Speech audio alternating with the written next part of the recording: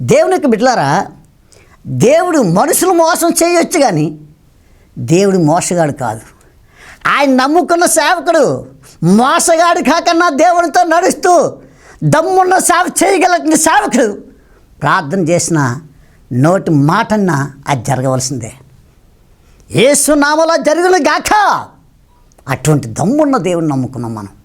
చేతగాని దేవుడు కాదు, నోరుండి పలకలేని వ్యక్తి కాదు, కాళ్ళు నుండి నడవలేని వ్యక్తి కాదు.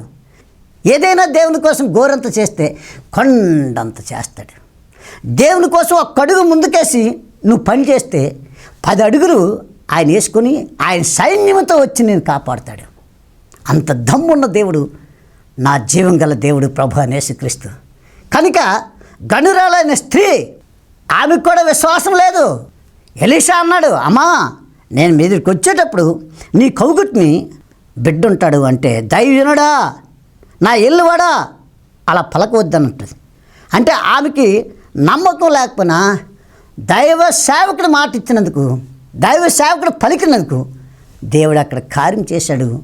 12 బిడ్డని దేవుడిచ్చి మళ్ళీ ఎలీషా వచ్చేసరికి సంవత్సరం కరెక్ట్గా వచ్చేసరికి బాబుని ఎత్తుకుని ఉంది.